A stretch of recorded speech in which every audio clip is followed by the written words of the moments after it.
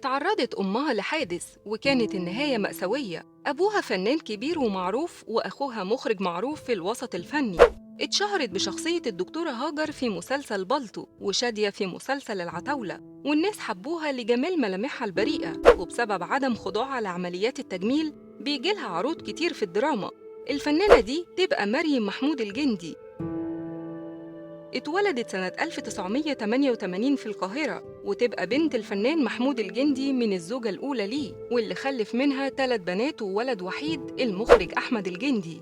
مريم من وهي صغيرة ما عاشتش طفولة سعيدة زي أي طفل في الدنيا، لأن أمها في سنة 2001 اتعرضت لحادثة بشعة، واللي سمعناها كلنا وسمعنا عنها في الأخبار في الوقت ده لما بيتها اتحرق، وكانت أمها هي الضحية الوحيدة في الحادثة. الفنان محمود الجندي قبل وفاته كان بيشجع مريم على دراسة الفن ودخول التمثيل، لأنه كان مؤمن جداً بموهبتها وعارف إن بنته هيبقى ليها مستقبل باهر في الدراما. وعلشان كده في عام 2003 رشحها تشارك في مسلسل الناس في كفر عسكر، ودي كانت بداية مريم الفنية ليها. ولما كبرت مريم ودخلت الجامعة كانت دايماً عقلها مشغول بالتمثيل والفن، فأول ما اتخرجت على طول قررت الانضمام لمركز الإبداع الفني تحت إشراف المخرج خالد جلال. وأبوها النجم محمود الجندي ملحقش يفرح بيها ولا يشوف نجاحها، فرحل الفنان بعد فترة قصيرة من دراستها للتمثيل. وبدأت مريم مشوارها الفني مع المخرج خالد جلال،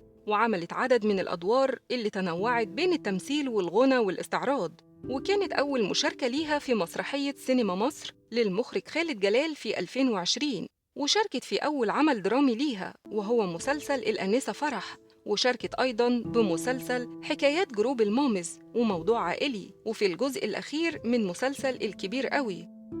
وعلى الناحية الفنية مريم اتشهرت أكتر بدور هاجر في مسلسل بالطو، بس مشاركتها في المسلسل ده كان له قصة غريبة حكتها الفنانة عارفة عبد الرسول، وقالت إن المخرج عمر المهندس كان بيعمل كاستنج للمسلسل وداخل ولف كتير علشان يلاقي بنت شبهنا من الطبقة المتوسطة ومن مدينة الريف تبقى دكتورة في وحدة صحية في أرياف، لأن أغلب البنات دخلوا في حوار عمليات التجميل والفيلر والبوتوكس، لحد ما وقع الاختيار على مريم الجندي، مش علشان هي بنت الفنان محمود الجندي، لأنها أولاً ممثلة جميلة، وثانياً شكلها العادي من غير عمليات تجميل ولا غيره. وفعلاً مريم الجندي حققت نجاح كبير بعد تألقها في دور الدكتورة هاجر في مسلسل بالطو بسبب ملامحها البريئة.